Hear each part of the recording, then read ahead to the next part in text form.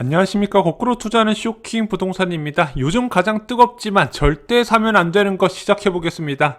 자, 서울시장 선거를 앞두고 가장 주목받는 부동산이 있죠. 바로 재개발과 재건축입니다. 자, 서울시장 후보 모두 다 이 재개발, 재건축 규제 완화를 통한 공급 확대 전략을 밝히고 있는 부분이죠. 그에 따라서 이 재개발, 특히 재건축 아파트의 기대감이 계속 커지고 있거든요. 왜 그런지 이제부터 한번 살펴보겠습니다.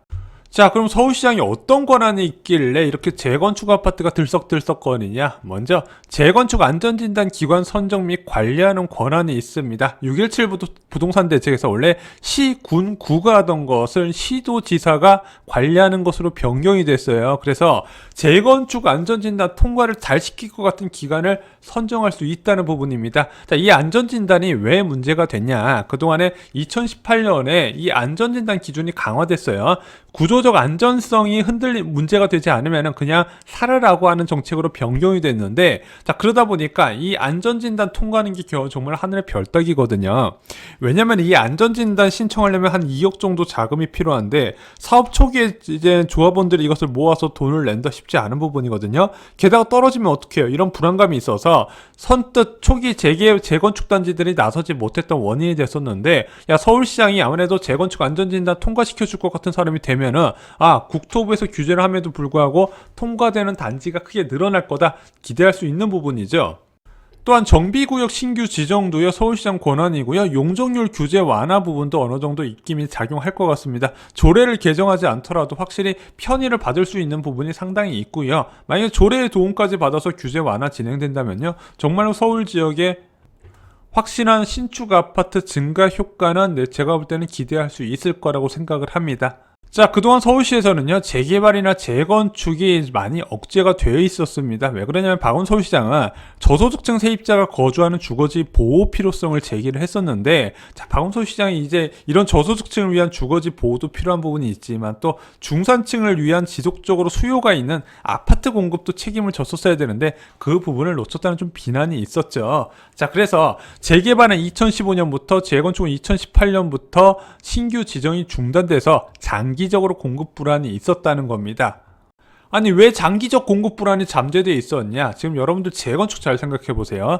반포주공이나 둔촌주공, 개포주공을 끝으로 저층 재건축 시대는 사실상 마감이 됩니다. 일반 분양 물량이 재건축으로 나올 수 있는 게 그렇게 많지는 않아요. 대표적으로 레미안 원밸리 보면은 3,000세대형 가까운 이제 대단지인데 일반 분양 물량이 224세대밖에 없잖아요. 앞으로의 재건축은요, 헌집 부시고 새집 짓는 개념밖에 안 되는 거예요. 과거처럼 저층 빌라가 주거지 같은 아파트를 부시고 고층에 대량의 아파트를 공급하는 것과 다르게 진행된다는 거죠. 또한 재개발을 통한 공급을 담당했던 뉴타운 지역도 점점 줄어들고 있습니다. 박원 서울시장에서 그 범위가 크게 줄어들었을 뿐만 아니라 그 진행됐던 사업장마저도 이제 완공이 되면서 그 범위가 줄어들고 있더라. 그러면은 장기적으로 재건축이나 재개발을 통한 신축 아파트 공급이 줄어들겠네. 반면에 수요는 계속 유지가 되고 있다는 거죠. 그래서 무엇인가 개발 계획은 발표는 되었어야 되는 부분입니다.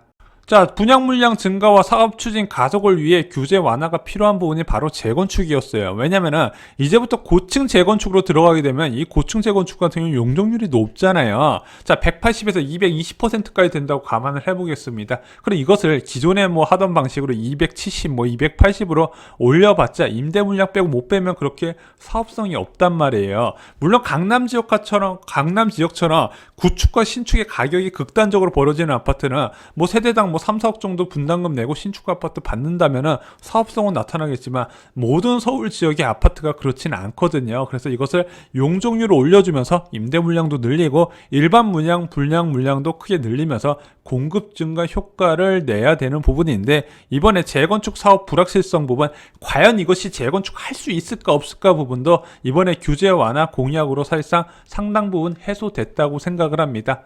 더불어서 재개발도요, 용적률을 높여주면서 일반 공급 증가를 노릴 거라고 봐요. 과거의 뉴타운 정책이 그렇게 규제 완화를 통한 공급 증가 효과를 기대하기 어려울 정도로 규제가 좀 타이트하게 있었거든요. 자, 그래서 그 부분까지 장기적인 공급 불안을 해소하기 위한 규제 완화는 도입이 될 거다. 근데 이 규제 완화를 해서 누가 가장 이제 이익을 보냐의 이제 관점의 차이에서 여당은 공공 중심, 야당은 민간 중심에서 보고 있다고 지난 영상에서 말씀을 드렸습니다. 자, 그럼 어느 단계 재건축 사업장이 가장 이익을 볼까요? 제일 먼저 재건축 신청 단지, 정비 예정구역이나 안전진단을 신청을 기다리는 단지들이 혜택을 보겠죠. 왜냐하면 이들 재건축 단지는요, 우리가 과연 재건축을 할 수 있을까 이런 의구심부터 없어질 수 있기 때문에 호재로 보는 거예요. 게다가 고층 재건축 단지 중에서 야, 우리 이거 사업성이 있을까 이런 의구심도 규제 완화로 어느 정도 없어질 수 있다는 부분이죠. 그리고 사업 초기 재건축 단지들이 있어요. 정비구역 지정되고 추진이 단계는 아니면 조합 설립 전후 단계의 이제 단지들은요, 아, 이거 규제가 완화되면서 사업성이 더 좋아지겠네. 그러면은 나의 지분 가치가 높아지겠네. 이 기대감 때문에 지금 가격이 많이 올랐어요. 대표적인 곳이 압구정동 현대아파트라고 보시면 될 것 같습니다. 그런데 이미 사업 초기 재건축 단지들은요, 워낙 고가 재건축 단지 중심이 많고요. 지금 아마 투자부자분이 들어가시는 아마 자금 부담이 많은 곳이 굉장히 많을 겁니다. 그래서 이번에 재건축 규제 완화로 인해서 그러면 재건축 투자 한번 해볼까 하신 분들은 아마 이 재건축 신청하려는 단지들을 중심으로 알아보실 거예요. 자, 그럼 이젠 재건축을 할 수 있을까 이런 기대감이 높아진 재건축 예정 단지들 사도 될까요? 자, 언젠가는 신축될 거잖아. 재개발 봐봐. 갖고 있으면 끝까지 갖고 있으면 무조건 돈 되잖아. 그리고 안 그래도 집값 잘 오는 동네인데 신축 아파트 된다 그러면 얼마나 돈이 되겠어? 그런데 초기 재건축 단지는요, 투자 목적으로 절대 추천하지 않습니다. 오늘의 메인 주제 들어가 보겠습니다. 자, 재건축 아파트 투자로 이익을 보는 경우는 크게 두 가지예요. 재건축 완료까지 보유하다가 신축 아파트로 받는 경우, 이 신축 아파트 가격이 굉장히 높게 형성되면 당연히 나의 투자 이익이 극대화되는 부분이겠죠. 또 하나는 투자 목적으로 갭 투자해서 시세 차익 받고 매도하는 경우에요. 자, 잠실주공 5단지랑 음마아파트 모두 다 10년 넘게 사업 속도가 제자리에 있지만요, 많은 사람들이 사고 팔면서 그 올라가는 시세 차익을 누렸다는 부분이죠. 그런데 초기 재건축 단지는 이 두 가지 모두 다 누리기 어렵다는 부분이 있습니다. 그냥 내 집처럼 들어가 살면서 신축될 때까지 기다리면 안 되나요? 이렇게 물어보실 수도 있어요. 투자 겸 내 집 마련 겸해서 들어갈 수 있잖아요. 문제는 이 재건축은요, 두 가지 규제가 기대 이익을 여러분이 생각하는 것처럼 그렇게 높게 주지 못하고 상당 부분 제한하는 요소가 있다는 겁니다. 첫 번째는요, 재건축 초과이익 환수제예요. 조합원 1인당 재건축 사업 추진 과정에서 3천만 원 이상의 평균 수익이 발생할 경우에 최대 50%의 부담금을 이제 부과하는 제도예요. 이걸 많은 분들이 재건축 투자하시는 분들이 놓치는데, 이거는 막판에 관리 처분 단계에서 한꺼번에 쏟아지게 됩니다. 이것 때문에 막판까지 갖고 있는 사람들이 온팡 뒤집어 쓰는 구조예요. 두 번째는 민간 택지 분양가 상한제 지역 같은 경우는 일반 분양 가격이 주변 시세 대비 크게 낮게 책정이 된다는 겁니다. 그래서 기존에 거주하는 분들이 그냥 나 끝까지 거주하는 경우가 아니라 나 이번에 여기 재건축 기대감이 있으니까 매수해서 평생 들어가 살겠다는 것은 저는 개인적으로 위험하다고 봅니다. 왜? 이미 많이 올라가 있는 상황이고, 이런 두 가지 규제 때문에 생각했던 것처럼 이익이 크지 않기 때문입니다. 그냥 일반 아파트 사시는 게 훨씬 나아요. 야, 그러면은 나 이거 끝까지 안 가져가고 갭 투자식으로 치고 빠지는 건 어떡하냐? 한 2년에서 4년 정도 보유하다가 그냥 기본 세율 내고 치고 빠지는 건 어떤가? 지금 보면은요, 이 재건축에는 규제가 굉장히 많이 적용돼 있거든요.